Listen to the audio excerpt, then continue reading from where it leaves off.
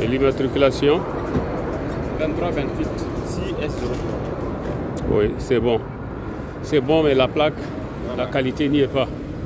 Donc, il faut noter déjà le nom du concessionnaire qui a posé. Il va être interpellé. Parce que la qualité, c'est 10 ans. Donc, moins de 10 ans, si ça se détériore en qualité, il faut forcément interpeller celui qui a fait la pose.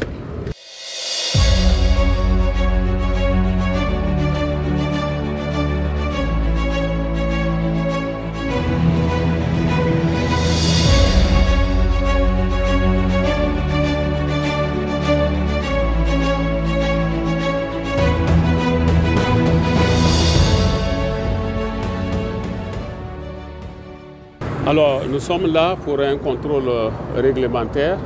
Nous avons un arrêté interministériel de 2017, plus précisément du 8 juin 2017, qui a imposé les immatriculations des engins, c'est-à-dire les véhicules 2, 3 roues, 4 roues, avec des caractéristiques techniques bien définies. Alors, le contrôle ce matin, c'est pour voir la conformité des immatriculations avec les cartes grises. Et vous savez que normalement les plaques que vous voyez derrière les véhicules, c'est l'État normalement qui devait pouvoir le faire. Mais nous avons concédé ça à des concessionnaires.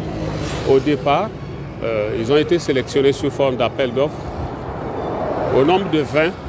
Mais nous pouvons vous dire qu'à la date d'aujourd'hui, il y a au moins 3 qui ont été sanctionnés et il reste 17 sur la place du marché.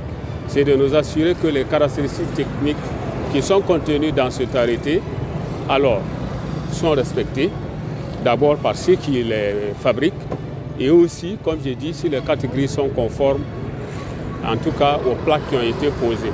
Et ce matin, vous avez constaté, à l'occasion des visites ou des contrôles, qu'il y a tous les cas de figure. Alors, cet appareil que vous voyez dans ma main, on l'appelle PDA. Vous avez toutes les immatriculations du Burkina Faso à l'intérieur.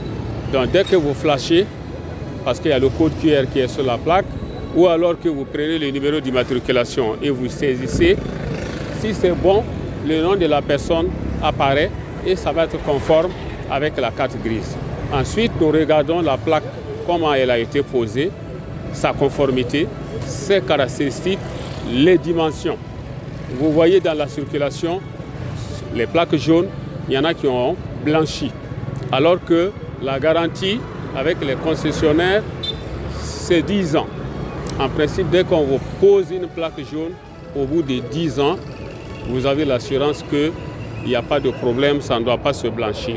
Alors lorsque nous constatons ces irrégularités, c'est noté et il y a une commission qui va convoquer le concessionnaire. Parce que lorsqu'on flash l'immatriculation, on sait quel concessionnaire a posé la plaque, qui fait du mauvais travail.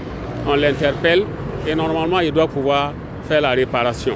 Parce qu'il y a des sanctions qui sont prévues, en tout cas à l'encontre de tous ceux qui ont posé ces plaques qui ne sont pas conformes à la législation. Les usagers, normalement, c'est des échantillonnages que nous sommes en train de faire en ce moment.